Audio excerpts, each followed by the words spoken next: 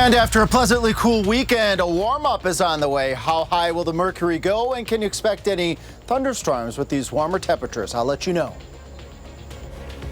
Also, News 3 Now is kicking off our Coats for Kids campaign. We're live in Madison, filling the truck with your donations. Plus, the Packers took down the Lions this weekend at Lambeau Field.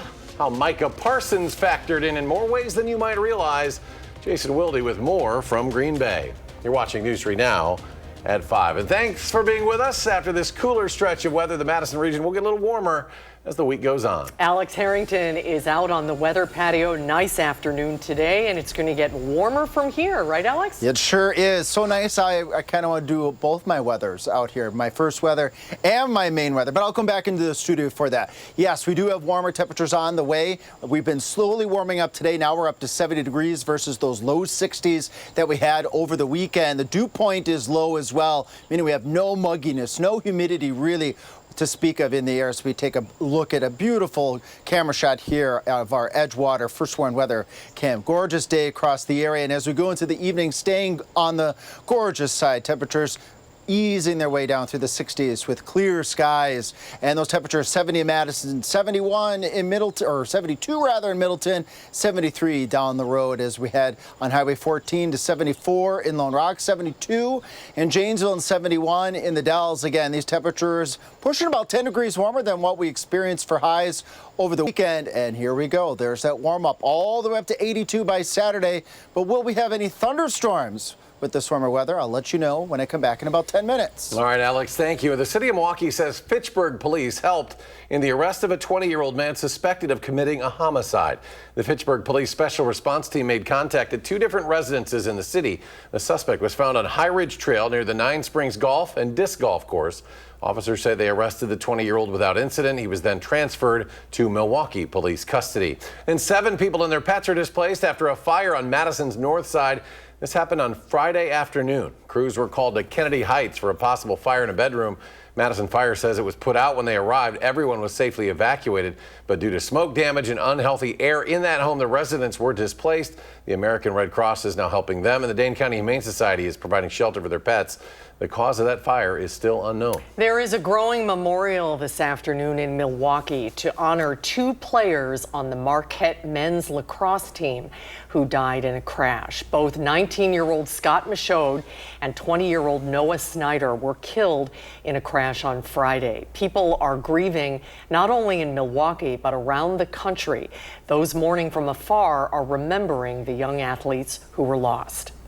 Watching him grow up from a little kid to the young man that he was definitely hurt. This one definitely hurt. Records with the Milwaukee Police Department show a 41-year-old woman was arrested Friday night for homicide by intoxicated use of a vehicle. The first human case of West Nile virus has now been confirmed up in Wood County. That's the Wisconsin Rapids area. Wisconsin has now had 5 confirmed human cases of West Nile this year. That includes 1 case that occurred here in Dane County. 3 people have been hospitalized, and according to health officials, the majority of those infected with West Nile don't get any symptoms. Less than 1% experience severe symptoms like high fever, mental confusion, paralysis, or go into a coma. Today, the state Supreme Court heard arguments in a wrongful death case against Pabst Brewing Company. In 2021, a jury found Pabst and 4 other companies negligent in violating Wisconsin's Safe Place statute. The verdict came after Gerald Lorbecki was diagnosed with mesothelioma in 2017 and died in 2018. Before his death, he alleged negligence led to him being exposed to asbestos while working. It's one thing if you were to say Pabst came upon when they bought this building, this stuff was there, they didn't know it was there. Mr. Lorbecki, this is his job, but how do you square Pabst continuing to purchase asbestos, knowing it's hiring people to cut into it? Pabst tried to appeal the verdict last year, but the Court of Appeals sided with the jury's verdict from 2021. A recent report shows home purchases are getting canceled at a record rate. That's according to a Redfin analysis of pending sales data. In July, roughly 1 in 7 home purchases in the U.S. fell through. Redfin says one of those sticker shocks for would-be buyers is the rising cost of insurance. You often don't know how much you're going to be paying in insurance until after your offer is accepted. So that can be a bit of a shock if you get this big insurance payment, or maybe you can't find insurance at all. That can definitely cause a deal to fall through. And another thing could be at play, the balance of power in the housing market shifting towards buyers with more homes to choose from compared to just a few years ago. People looking for a new house may not be in a rush. A new study finds that teenagers are especially vulnerable to loneliness. Research from the University of Cambridge found that after only a few hours without any social interaction, teens start seeking rewards that provide social reconnection, sometimes in unhealthy ways, like through alcohol or drugs. Researchers say teens should be encouraged to find positive outlets for social connection. And connecting with your child after the end of a long school day isn't always easy, but experts say parents should create a comforting environment in order to foster communication. That includes being available and present, investing in your child's interests, and keeping things positive before you start diving into questions. 2 questions we like to ask kids is, what was something funny that happened today? Right. So you set the expectation that fun things can also happen in the classroom before you dive into the serious stuff. And then, especially for older kids, asking them about a friend. Parenting experts also recommend taking the after-school chat with your child on the go instead of having a serious sit-down. Well, today News 3 Now is kicking off its 40th annual Coats for Kids campaign. 40 years. Can you believe that? Thanks to all of you for all your help over these 4 decades. We're live today at Clinky Cleaners on Monona Drive. We're packing the truck with winter supplies, and with more on this year's campaign, our Brady Mallory joins us live. Hi, Brady. How's it going? Here's how I look at it. You can either have a case of the Mondays, or you can get out of that funk and do something good for the community by helping us with our 40th Coats for Kids drive. And we are packing this van. Look at all the stuff that we have so far. You've really turned out and brought a lot of great, gently used and new stuff to help keep kids warm all winter. And we have someone here that's going to tell us more about this event. We have Taylor Jackson with the Boys and Girls Club. How are you doing today? Doing great. Thanks so much for being here and supporting the Boys and Girls Clubs. Yeah, and so we have so much great stuff already. I mean, you can see behind us, but why don't you show us some of these things that people have brought out to help us with our mission? Check out this adorable little kids bear, little snuggie onesie. We're super excited to get all of these nice items that we can hand out to youth in the community. Yeah, and so we're talking about some of the new stuff, but when we're getting some of this gently used stuff, Clinky Cleaners, our partner in this, is really helping us out. So what happens from here to our distribution date? Absolutely. We're really lucky to partner with Clinky Cleaners. They're able to take a lot of that work off of our team by taking in the items, anything that's gently used, cleaning it up, dry cleaning it for us. It'll then go over to our administrative buildings where we have volunteers. We're very much looking for volunteers to support, who will be sorting the items by size, helping us to inventory so we know how to distribute the items across each of our clubs. And then we'll take them out to our club buildings to distribute to the community in October.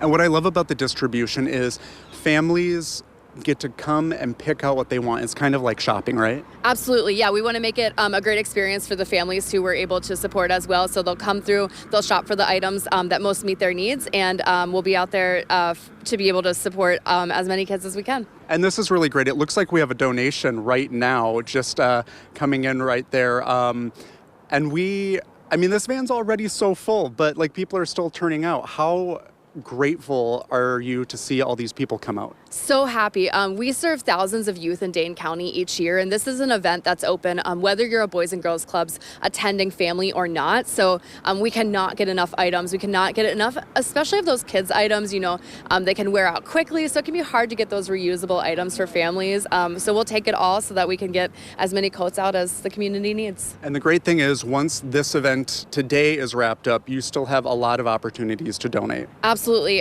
Stop by any Clinky Cleaners location. We've got a lot of information, including hours and maps on our website to help you out, and you can just drop these off super easy. Okay. Yeah, and once again, we're going to be out here until 6:30 tonight, so come on and see us. You can say hi. We can swap, recipes if you'd like, but if you have any new or gently used items for the winter that you want to donate to kids in our area, stop on by. We are at the Clinky Cleaners on Monona Drive, and we will bring you updates throughout News 3 Now at 6. 6 as well. Back to you in the studio. All right, Brady, thank you very much. Let's get those coats donated. Thank you to Taylor as well. Thank you, guys. Well, 28 games remain in baseball's regular season, and the Milwaukee Brewers still have the best record in all of baseball. It's so exciting. There's almost certainly playoff bound, and it reminds us of a time decades ago when the Brewers united Milwaukee and the entire state. Tomorrow, after the Brewers game on TV Wisconsin, you can watch the documentary Just a Bit Outside. It's the story of the 1982 Brewers and their ragtag rise to fame that brought the city and state together. It's about this kind of unique melding between the city and the state, and this team of real characters, guys that I don't know that we see anymore, kind of outcasts, kind of free spirits, but then also amazing ball players. And it's the kind of roller coaster journey of their entire season that takes them to Game 7 of the World Series. And again, the documentary will air right after the Brewer game on TV Wisconsin, which starts at 7 o'clock. The Brewers will be playing the Texas Rangers. And the Packers are fresh off a very strong opening performance against the Detroit Lions yesterday at Lambeau Field. Great game. Micah Parsons had just one tackle, and it was a sack. But News 3 Now's senior Packers writer Jason Wilde has more about Parsons' overall impact Sunday. There was a lot to be excited about from the Packers' 27-13 victory over the Detroit Lions on Sunday at Lambeau Field, especially the fact that a team that had won 3 straight in Lambeau against the Packers had finally been vanquished. But the man of the hour, of course, was Micah Parsons. From his entry with the excitement and the crowd reaction to him being announced last when the defense was introduced, to his sack with 4 minutes left in the game, his first as a Packer, during which he was running nearly 19 miles per hour, chasing down Jared Goff. But those two things were obvious. The subtle ways that he was a factor were even more interesting. He occupied 2 blockers when Colby Wooden had a big run stop near the goal line against the Lions running backs. He was part of pass rushes. He had 3 pressures, and on 2 of those 3, other people got sacks, and on the third, it generated an interception by Evan Williams. So not only did Micah Parsons have production himself, but he allowed those around him to be productive too. And that's the expectation on a very short week for him to be able to do it again on Thursday night against the Washington Commanders as they come to Lambeau Field for Thursday night football. We'll have full coverage of everything Packers, including but not exclusively Micah Parsons on channel3000.com for free. And while you're there, don't forget to sign up for the newsletter, which allows us to send you our Packers coverage every day into your inbox for free. In Green Bay, Jason Wilde, channel3000.com. All right, Jason, the Packers, as he mentioned, will stay at Lambeau Field for this week's game against the Washington Commanders. A quick turnaround, one of those Amazon Prime games. Kickoff set for Thursday night, 7:15 p.m. Still to come at 5, Alex has the latest on rain chances later this week. And President Trump wants to send National Guard troops into Chicago. This as new ICE operations are announced for Illinois. Plus, still to come at 5, calming fans' emotions. The 4-legged Packers superfan. Oh, is this not the cutest thing you have ever seen? He wants nothing to do with football. We'll tell you how he's helping to ease tensions on game day coming up. Just give him some snacks. On Wall Street, the Dow Jones up 114 points to start the week. The Nasdaq gains 98, S&P 500 up almost 14. We'll be right back.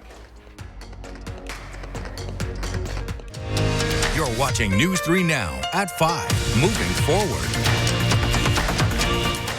President Trump delivered remarks on religious freedom in public schools today, and during the speech, he also spoke about crime in Chicago. This comes as the Department of Homeland Security announced a new operation in Chicago targeting undocumented immigrants who have criminal histories. Torian Small with the details from the White House.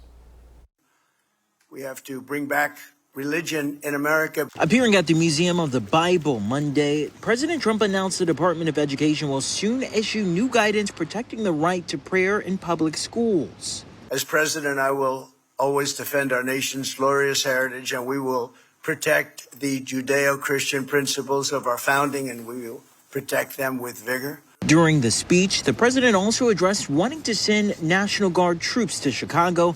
After posting on social media this weekend, the city is about to find out why it's called the Department of War. We'd love to go into Chicago and straighten it out. Shortly after his remarks, the Department of Homeland Security announced federal immigration agents are launching an operation in Chicago and Illinois targeting immigrants living in the U.S. illegally who also have criminal records. Dubbed Operation Midway Blitz, it comes the same day the administration's deportation efforts in the Los Angeles area received a boost from the Supreme Court. The High Court temporarily lifted restrictions on immigration-related stops in Southern California, allowing agents to stop people without reasonable suspicion that they are in the U.S. illegally, and instead rely on factors like race and if they're speaking Spanish. California officials slammed the decision. I think the rationale articulated by Justice Kavanaugh is dangerous and wrong. The court's 3 liberal justices dissented. Torian Small, CBS News, the White House.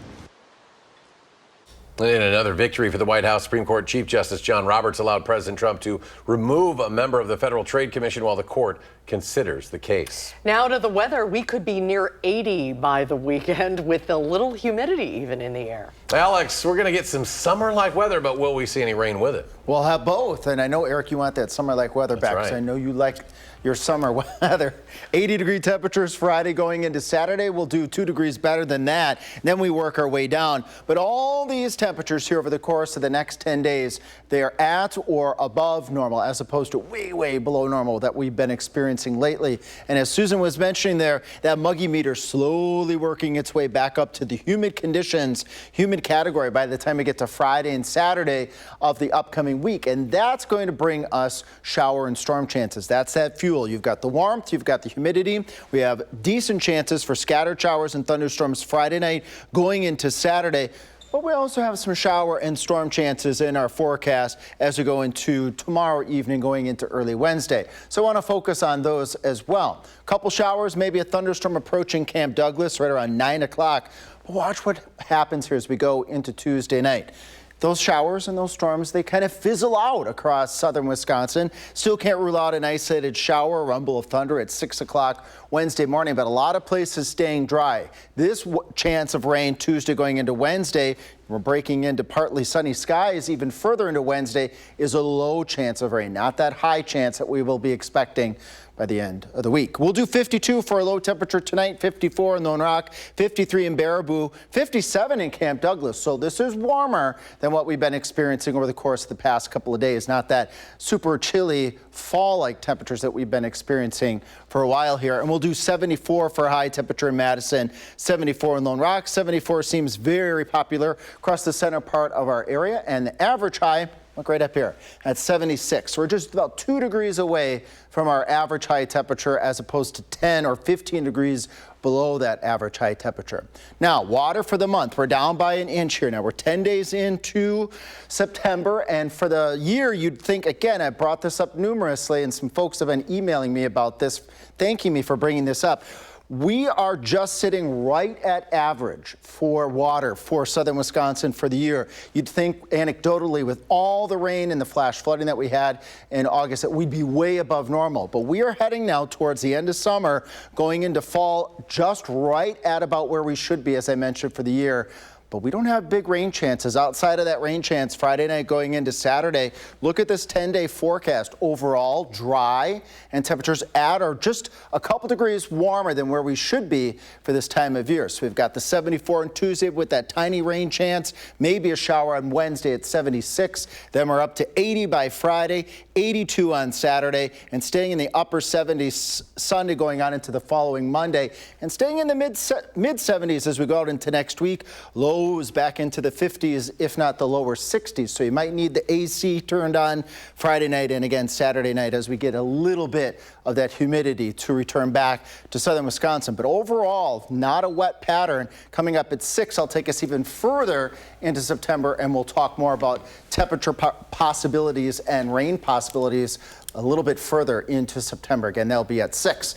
And scan your QR code if you're sitting at home right now. Get your phone out. This picture here, Carolina from Spring Green, showing us the sunrise before school. And if you look close enough right at the ground, there's just a little bit of fog. How about that? All right, beautiful. Thank you, Alex. Ahead at 5, a furry Packer fan with the world's tiniest cheese head is helping liven up Lambeau Field. We'll tell you how one pup is bringing a little humanity to the game. You're watching News 3 Now at 5. Moving forward. Well, we all know all too well emotions can run a little hot at Green Bay Packer games. You think? Well, a four-legged superfan is bringing smiles to everyone he meets. Daniel Schuster introduces you to Vinnie James. Why do we come to every pack? Because we love putting smiles on people's faces, and I think he's beginning to like the attention. You want to talk on the microphone? Yes, here you go. Meet Vinnie James, a 12-year-old Chihuahua who rolls around Lambeau in a football-shaped cooler. He was found on Craigslist 10 years ago and has been a fan favorite ever since. It takes us 2.5 hours to walk around the stadium, and we meet all his super fans. Minion's his best friend, and there's Pack-A-Mania, and there's St. Vinny and Miss Liberty. People can take games too seriously. People can overreact to a win or a loss. But Sir Vinnie James here brings a little bit of humanity to the game. It's only a game, yes. I mean, there's big rewards at the end, but we're just here to have fun. This Packer Pups ride started as a DIY project, a flea market football cooler on training wheels. We happened to go to a flea market and found a football cooler, and then I found training wheels. So I just put it all together, and if anybody can find a football cooler, not a kid's cooler, but football cooler, please let us know. And after a decade of meeting fans and going to football games, one thing is clear. How would you describe Gloria and Vinnie James' relationship? Inseparable. Inseparable, hands down, no question about it. For Gloria, the memories keep stacking up, and so does her love for Vinnie James. How much do you care for Vinnie James here, and what does he mean to you? Vinnie James is my soul. He's just the best thing I ever had. Never let me down, always has me smiling. Oh, they are our Just souls. riding around in his cooler. So cute. Seems pretty content for the most part, Yep. being at a Packer game. That was Daniel Schuster reporting. Alex is back next. Final check of your forecast after a short break. Tonight on our Eye on America, retiring on a high note. Why more seniors are lighting up. And we'll tell you how immigration crackdowns are impacting who takes care of your loved ones. That's ahead on the CBS Evening News. And then coming up tonight at 6, Madison College has a new president. We go one-on-one with Dr. Jennifer Byrne to learn her plans for the campus's future. And finally tonight, country superstar Garth Brooks will open next year's Summerfest. The concert set for June 17th of 26. It'll be Garth's first ever Summerfest and his first performance in Milwaukee in more than a decade. Garth Brooks has sold more than 170 million records and was inducted into the Country Music Hall of Fame in 2012. Tickets, even though it's a year away, are set to go on sale Friday at 10 a.m. on Ticketmaster, the Summerfest website, and the American Family Insurance Amphitheater box office. Alex is back, and we're getting that warm-up later in the week. I love these cool nights, though. We're getting more of that tonight. Yeah, more cool weather at nighttime, and even the lows over the course of the next 7 to 10 days. We're not looking at upper 60s, low 70s, real tropical, muggy stuff. But we will be pretty comfortable tonight, like you were saying. Low 50s tonight. Comfortable day as we go into Tuesday. Slight chance of a shower later Tuesday, maybe a rumble of thunder Tuesday night. We'll do mid-70s. And then here's the rest of the temperatures here. The highest, 82 on Saturday, and we could have a couple thunderstorms on Saturday, and then we cool down just a touch back to the mid-70s as we go out into next week. But overall, this is pretty comfy, very late summer-like weather. Not Summer quite isn't fall, over yet. not When is the quite yet. first day of fall? First day of fall is Monday, the 22nd at 1:19 in the afternoon. He's got it right down to the minute. CBS Evening News is next. We're back in 30 minutes for News 3 Now at 6.